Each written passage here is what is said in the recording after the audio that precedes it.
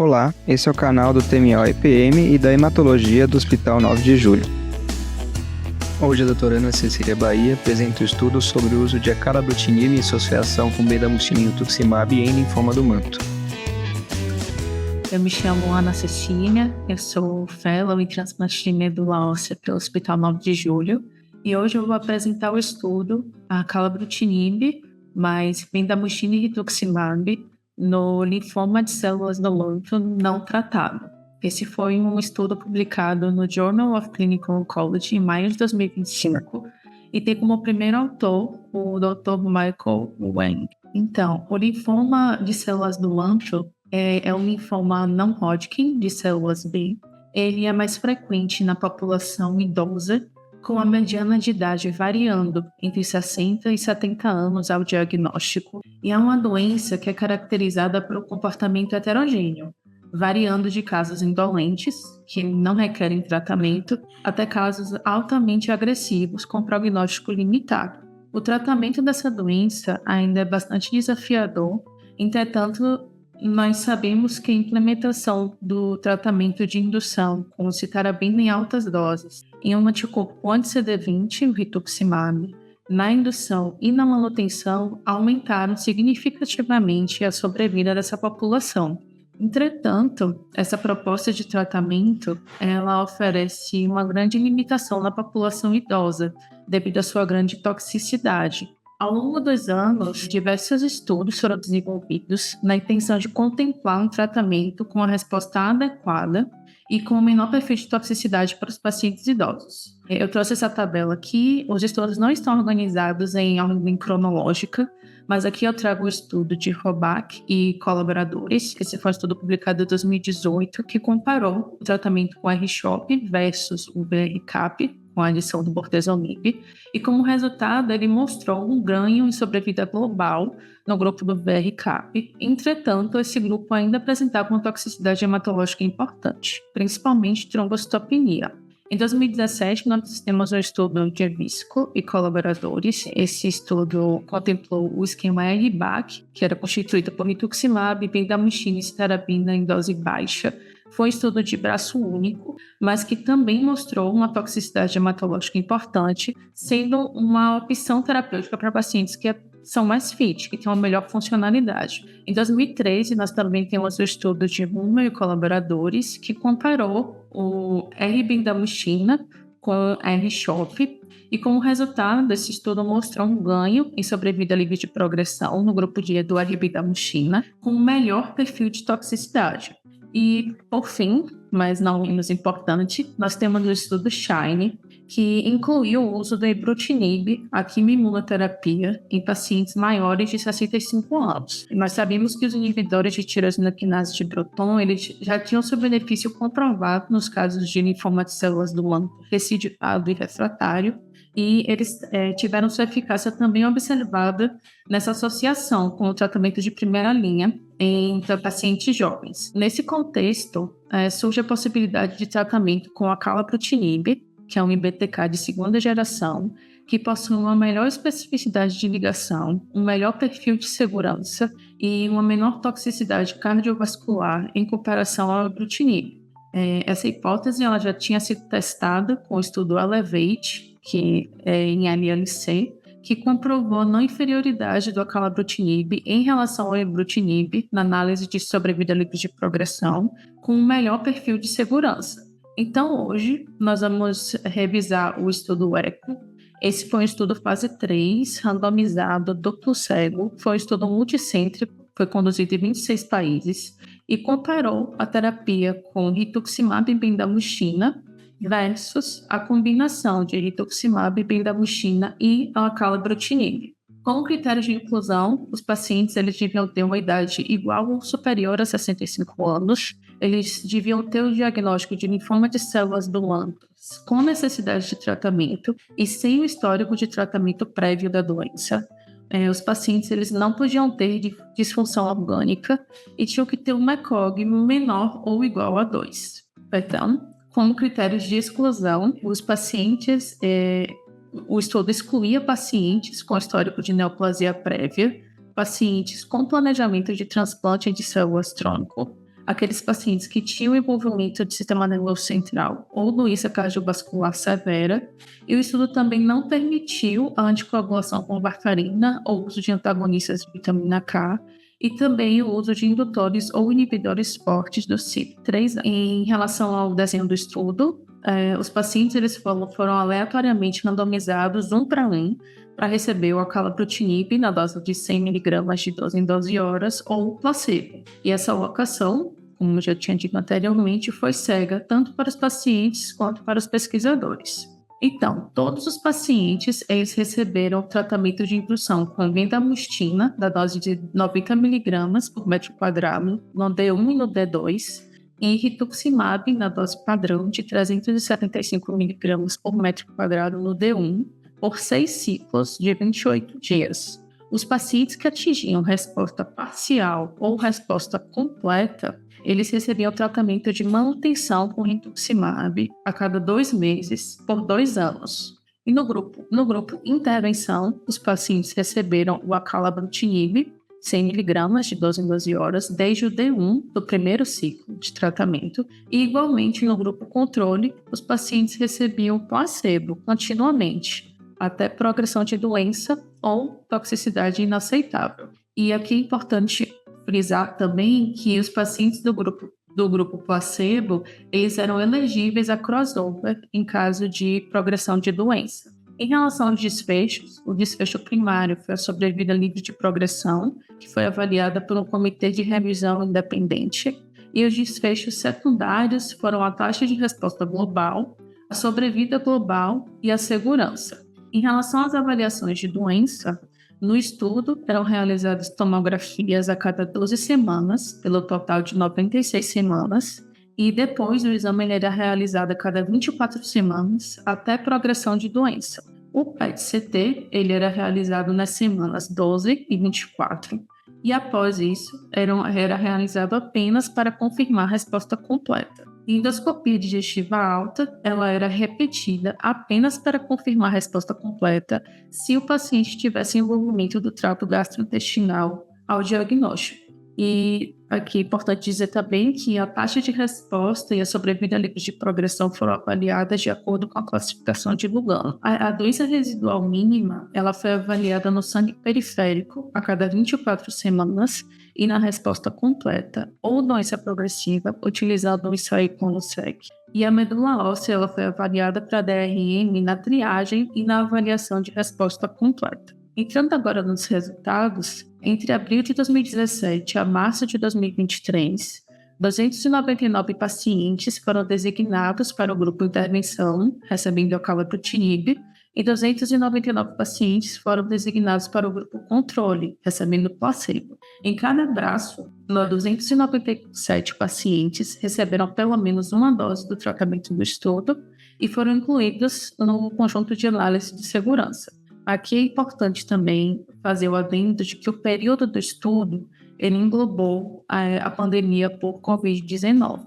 Em relação às características da população do estudo, né, nessa tabela que eu precisei cortar para caber aqui no slide, a gente pode ver uma distribuição bastante homogênea entre os grupos, com a idade média de 71 anos em ambos os braços, com a maioria dos participantes composta por pacientes do sexo masculino e de etnia branca. E em relação às características da doença, nós podemos ver que a maioria dos pacientes possuíam um estadiamento de ARBO avançado em todos os grupos. E em relação aos fatores de mau prognóstico em linfoma de células do manto, uma pequena porcentagem dos pacientes possuía morfologia blastoide.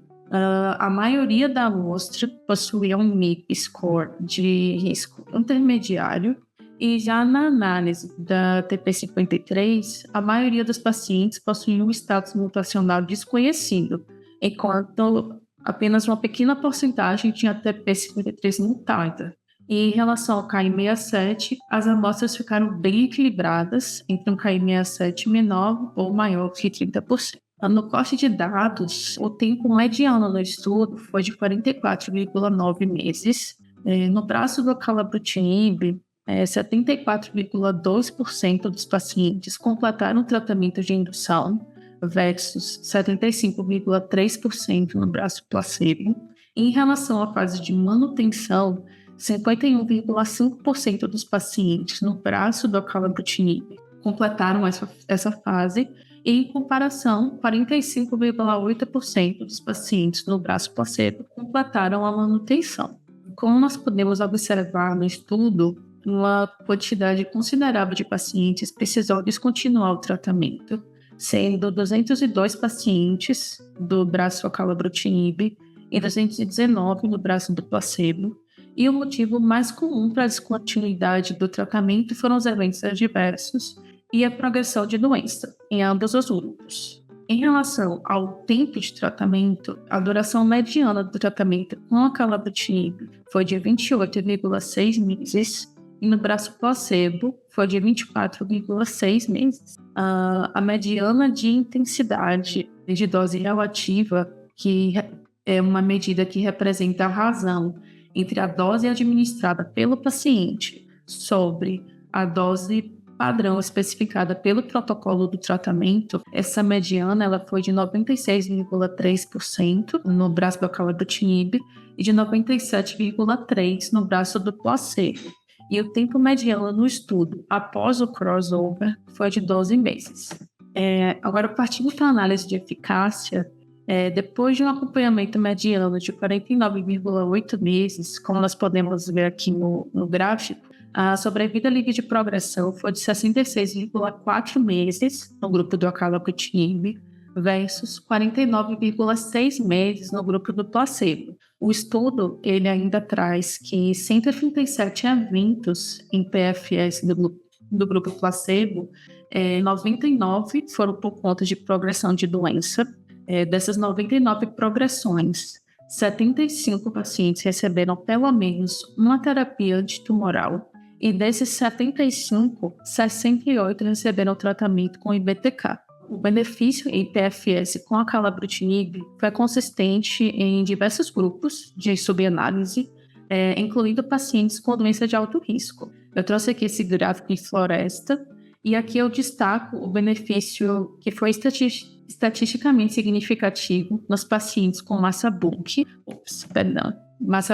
maior do que 5 centímetros e um KI67 maior ou igual a 30. E após uma análise que censurou as mortes por Covid-19, a PFS mediana ela não foi alcançada no grupo do acalabrutinib versus 61,6 meses no grupo do placebo. As taxas gerais de resposta avaliadas pelo Comitê de Revisão Independente foram de 91% no braço do acalabrutinib e 88% no braço do placebo. E na avaliação de resposta completa, 66,6% dos pacientes atingiram resposta completa no braço do acalabrutinib versus 53,5% no braço placebo. E em relação à duração mediana de resposta, foi de 63,5 meses no braço do acalabrutinib contra os 53,8 meses no braço placebo. Na avaliação de DRM, a taxa de DRM negativa no final dos 6 ciclos de indução foi de 70,7% no braço do acalabrutinib versus 67,9% no braço placebo.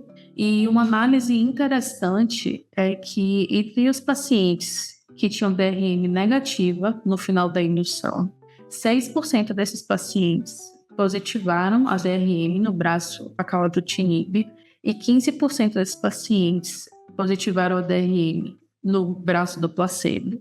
E, por outro lado, entre os pacientes que tinham a DRM positiva no final da indução, 37,5% converteram para uma DRM negativa no braço do acalabrutinib, enquanto 20% converteram para uma DRM negativa no braço do placebo. Em relação à mortalidade, como nós podemos ver aqui na tabela, 97% dos pacientes que fizeram uso do acalabrutinib morreram, enquanto 106 pacientes no braço do placebo tiveram esse mesmo desfecho. E as principais causas de morte foram por progressão de doença, com 30 mortes no grupo do acalabrutinib e 43 mortes no grupo do placebo, e os efeitos adversos, que totalizaram 46 mortes no braço do acalabrutinib e 41 mortes no braço do placebo. Aqui eu também trago alguns dados de mortalidade por Covid-19, que foi responsável por 33 óbitos no grupo intervenção e 26 óbitos no grupo controle. Em relação à sobrevida global, a sobrevida global mediana ela não foi alcançada em nenhum dos braços, como nós podemos observar aqui no gráfico. E mais uma vez, em uma análise censurada pelas mortes por Covid-19, essa diferença igualmente ela não atingiu significância estatística.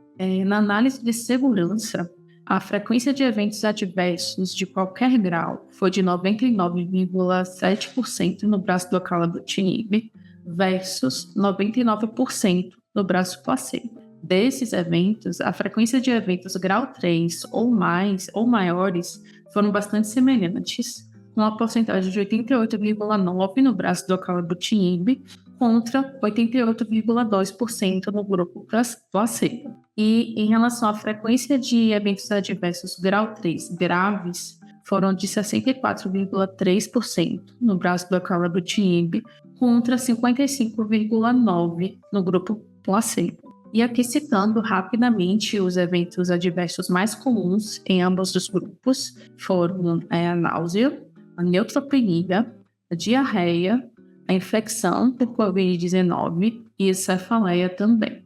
Entre os eventos de interesse clínico, nós temos os eventos cardíacos, com fibrilação atrial reportada em 6,7% dos pacientes do grupo do acalabrutinib e 4,4% no grupo do placebo, e a hipertensão arterial reportada em 12,5% no grupo do acalabrutinib e 17,2% no grupo do placebo. As infecções, elas também representaram eventos importantes no desfecho do estudo, com a frequência de 78,1% nos pacientes do grupo intervenção versus 71% no grupo controle. Então, como discussão e conclusão do estudo, apesar da média de sobrevida global ela não ter sido alcançada, os autores eles trazem que a adição do acalabrutinib ao tratamento com bendamustine e rituximab como tratamento de primeira linha melhorou significativamente a sobrevida livre de progressão na população idosa com diagnóstico de linfoma de células do manto. Os autores eles também reforçam que esse benefício clínico da associação foi alcançado sem um padrão de excesso de toxicidade. Em relação à análise de subgrupos, apesar da amostra pequena de pacientes com doenças de alto risco, o estudo mostrou que essa população de pacientes ela não tem um desfecho inferior em relação aos demais. E o estudo também conclui que o impacto da Covid-19 ele não pode ser negligenciado, né, já que muitos pacientes eles sofreram eventos adversos decorrentes dessa infecção, né, muitos levando até a descontinuação do tratamento e morte para alguns pacientes. Entretanto, quando essas mortes relacionadas à Covid elas foram censuradas, o benefício da PFS ele ainda permaneceu significativo. Dessa forma, como conclusão, visto o desafio no tratamento do linfoma de células do manto em pacientes com idade avançada, a associação do acalabrutinib com bendamustine e rituximab melhorou a PFS nesses pacientes acima de 65 anos com linfoma de células do manto não tratado anteriormente. Obrigada. Discussão. Então, a Ana trouxe hoje pra gente um estudo ECO, né? Um estudo bastante robusto aí, um fase 3 multicêntrico, duplo cego, com ele também bem significativo, em que o endpoint primário, então, era avaliar a PFS entre o braço exposto a R-benda com a cala e o outro apenas R-benda. Lembrando que rituximab era mantido na manutenção aí por 2 anos e o acala até toxicidade não permissível, até progressão de doença. Sobre o perfil populacional, então, foi um perfil populacional em que foram abordados pacientes idosos, acima de 65 anos, com a mediana de idade de 71 anos, na sua maioria com IPI intermediário, anárbora de alto risco. Achei interessante também a inclusão de perfis de risco desfavoráveis, como a variante blastoide, que a Ana falou, e o TP53 mutado, apesar de uma amostra pequena, acho que enriqueceu o estudo. Em relação a resultado, tivemos aí um follow-up de mais ou menos 4 anos, se eu não me engano, mostrando um ganho de PFS no braço, onde foi acrescido a cala, né, de 66 meses versus 49 meses aproximadamente, com P significativo, apesar de não ter ganho em sobrevida global. Acho que em parte aí por interferência também de crossover dos pacientes que progrediram doença para uso de BTK, tanto a cala quanto outros IBTKs fora do estudo. Sobre o perfil de segurança, como a Ana falou aí, como a Ana expôs, foi semelhante entre os braços, sem aumento de toxicidade grave no braço Acala, né, que é favorável. E quando a gente compara esse estudo com o Shine, por exemplo, que avaliou R-Benda com o Ibrut, a gente vê um ganho de PFS um pouco maior no Shine, acho que de cerca de 80 meses. Mas, apesar disso, a gente tem uma tolerabilidade melhor, uma toxicidade melhor, mais favorável aí com a Cala, quando a gente compara com o Ibrut, até em estudos aí que a gente tem de LLC, comprovando isso também. Então, assim, para finalizar, ao meu ver, esse estudo veio para reforçar o que outros estudos já mostraram, tanto quanto o Shine e também o Triangle, que foi de pacientes jovens e FITs, onde eram expostos à quimio associada ao Ibrut com ou sem transplante, onde a PFS foi maior no grupo que não fez transplante, mostrando aí também uma tendência a não expor mais a transplante os pacientes com linfoma de Banto em primeira linha, e mostrando aí uma tendência atual a incorporar IBTK, já também em primeira linha, e basear a decisão entre a Cala e Ibrut e outros IBTKs de acordo com comorbidades do paciente e tolerabilidade, né? Claro que a gente tem a nuance entre público e privado, mas falando em cenário ideal, acho que a tendência é essa. Eu acho muito interessante esse estudo de linfoma de células do manto, porque quando a gente entra na residência de hematologia, né, a gente escuta falar que é um linfoma que não tem cura. Então, como que funciona você buscar um tratamento para uma doença que, em tese, é incurável, né? E a gente passa pelos tratamentos, os primeiros tratamentos, né, baseados em altas doses de citarabina, até a gente compreender bem acho que a histogênese, né, a linfogênese dessa célula, e hoje em dia acho que é praticamente impensável você dissociar o uso de um IBTK no tratamento do linfoma do manto. Então, eu gostei bastante do estudo. Eu acho que ele tem um dado muito significativo de sobrevida livre de progressão para uma doença que a gente sabe que tem um comportamento muito agressivo e com recidivas muito frequentes, né? Inclusive em todos os subgrupos, né? Até aqueles que têm um MIP alto, um Ki67 maior do que 30%, ele apresentou uma boa evidência. As taxas de resposta completa também, acho que foram bem substanciais. E o que eu achei muito interessante foi a erradicação da doença por análise de DRM, né? Então, você teve uma menor conversão para DRM positiva durante a manutenção do tratamento. Quando a gente fala em toxicidade, a gente consegue gerenciar isso. A calabrutinib, né? Menos evento cardiovascular grave, não teve um aumento significativo de hemorragias nos pacientes. Então, acho que um possível benefício em sobrevida global também. Apesar de que, quando a gente olha a tabela, né, os dados assim, você vê aquele número de mortes, a gente fica até um pouco assustado pela análise bruta, assim, né? Mas quando a gente leva isso para o campo estatístico, dá uma amenizada. Mas ainda é um tratamento que, talvez pelo perfil de paciente, né? A gente ainda teve muita neutropenia grave, infecções severas, a pandemia acabou atrapalhando bastante também, né? Nas análises. E acho que isso, se a gente for trazer isso aqui para a prática, é um tratamento muito bom, acho que Rituxibenda é muito bom, e o desafio é a gente conseguir incorporar o Acala. Trazendo em comparação para o Triangle, né, se eu não me engano, né, o Dr. Pedro falou que ele foi aprovado no Brasil. Talvez a gente consiga, em alguns pacientes ou outros com esse perfil do estudo de hoje, inserir eles também ali no Triangle, né? Às vezes alguns ali consigam estar no limite para poder fazer essa terapia, que é algo que a gente acho que vai consolidar em breve no Brasil. É o estudo fase 3, então a gente sempre, né, é importante discutir esses estudos, porque não é. Muitas vezes a gente estava falando disso outro dia, assim, né? Às vezes o estudo fase 3 é aquele que tem mais robustez para você aprovar um tratamento, e às vezes você tem um ganho estatístico, né? Porém, não é algo que tenha relevância para a prática, né? Uma coisa é estatística, outra coisa é a prática, né? Então, por isso eu acho que é importante discutir esses estudos. Bom, teve um ganho de endpoint primário de PFS, né? Que é algo que a gente sempre preconiza, assim, não sobrevida global PFS, então ganhou 17 meses, 1 ano e meio, né? Uma população aí de pior prognóstico do que do Triangle, né? Mas é um perfil talvez mais parecido com a maioria dos nossos pacientes de manto, né? Apesar, né, isso já é uma crítica do estudo, que alguns pacientes com as doenças mais graves foram excluídos, né? Por exemplo, a doença cardiovascular, e se tivesse que anticoagular, né? Que é uma questão problemática quando a gente fala de IBTK. Dito, ó, que eu anotei aqui, não sei se foi um ato falho ou se eu ouvi errado, acho que em algum momento a Ana falou, teve uma óbito de 97% no braço do Acala, na verdade é 97 pacientes, 32%, né? Então, só para não ficar claro. Não teve fechar o estudo, né? Não teve ganho de sobrevida global.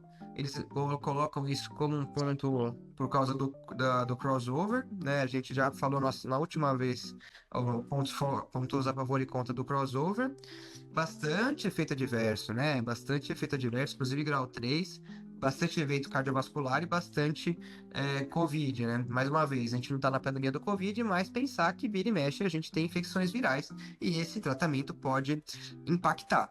Agora, bom, o estudo é isso, eu gosto praticamente do estudo, acho que para alguma população é algo que mudou sim a prática, eu faria para alguns pacientes, mas aí vem os questionamentos, né? Então, como ela colocou, então o tempo mediano de tratamento do paciente que fez a calabrutinib foi de 28 meses por causa de toxicidade. Então é até progressão ou toxicidade. Então a gente vê que, né, a toxicidade veio até antes aí, né, da mediana de PFS, que não tolera mesmo, né? E levanta o questionamento. A gente teve aula de manto recentemente, a gente teve uma discussão com o Drelly. Quem que é o paciente que eu posso parar, né? E se tem alguém que eu tenho que continuar. Não, essa resposta a gente ainda não tem, mas todo mundo quer saber. A gente acredita que, né, mesmo no manto, esses pacientes poderiam ter uma terapia finita. E aí vem outro ponto, né, da DRM, que a gente já falou. Teve o estudo do ECOG e a CRIM também, que mostrou que aqueles pacientes com DRM negativa não se beneficiariam de transplante, talvez pegando a DRM com Clonisec, que mais uma vez a gente não tem disponível, conseguiríamos aí definir qual é o paciente que se beneficiaria de tratamento, né, mais prolongado e outros de terapia finita mais enxuta, né? Então essa é a nossa vontade. Em relação ao braço, né, Benda, a gente gosta de Benda, né? Benda tem bastante gente ou ama ou odeia, mas a gente gosta. Mas pensando, né, nos pontos fracos da Benda, risco de infecção, né? Tem um pouco mais de risco aí por ser quimioterapia. E a questão do CAR-T, a gente já falou do CAR-T de manto recentemente, você teria uma dificuldade de coleta de CAR-T, principalmente nos primeiros 6 meses, a gente sabe que mesmo mais pra frente tem um pouquinho de dificuldade. Eu acho, né, como eu já falei, é algo que a gente está mudando aí o manto, é muito parecido com o LLC. Eu acho que nos próximos anos vai cair a quimioterapia no manto, né? Pelo menos nesse perfil de paciente, né, mais frágil, né?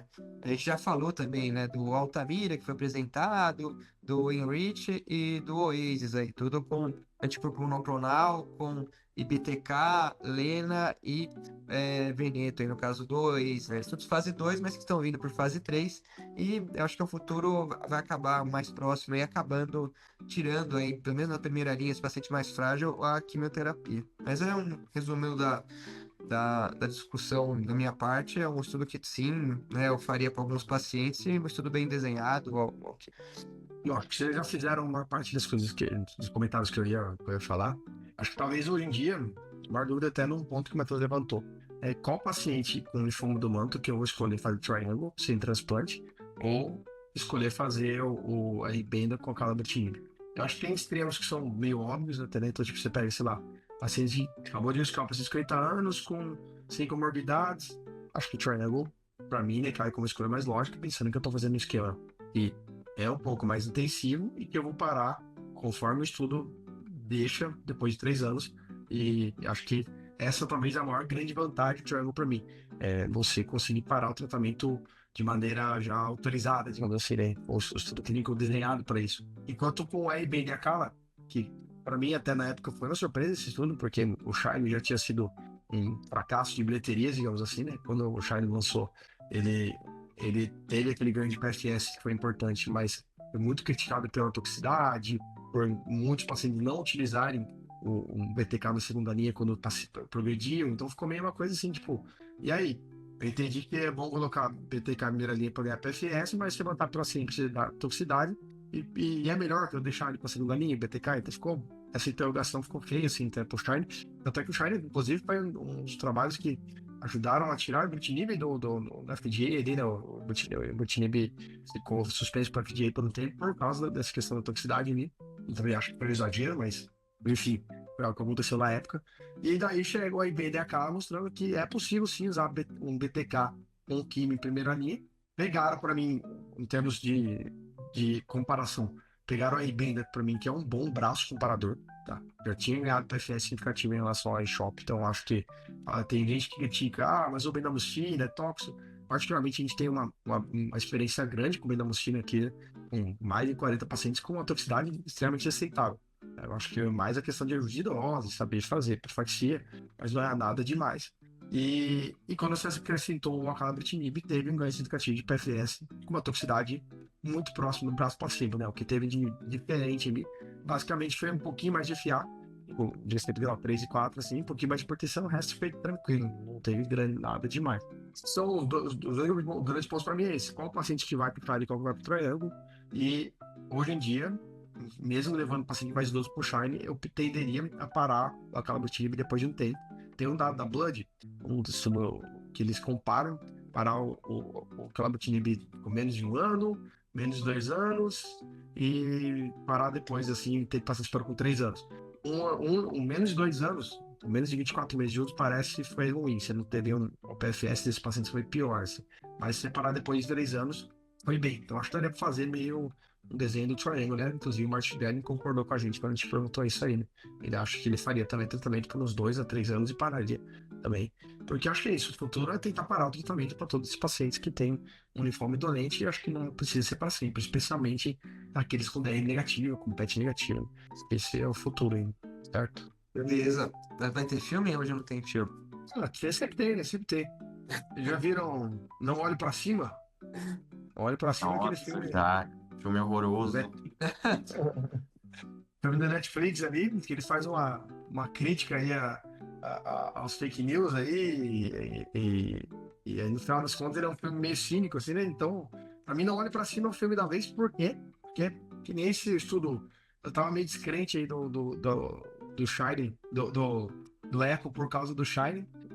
Quando teve o Shine ali, a gente, basicamente, eu fiquei, sim, BTK primeira linha, tudo, e depois que saiu o Echo, foi algo que foi surpreendente. Eu Olho Pra Cima também é um filme que, pra mim, quando esse é meio bosta, mas no final das contas eu gostei. Eu achei esse filme no final legal. Ali uma coisa meio óbvia que parecia que ia acontecer, e no final das contas acontece o óbvio mesmo no filme, e fica todo mundo com cara de bunda ali. Então acho que o BTK pra Mantle veio pra ficar meio ali, acho que é o tratamento em primeira linha, mesmo hoje em dia. No elegível já temos o Triangle, agora no elegível o Echo, um bom dado. Então, beleza.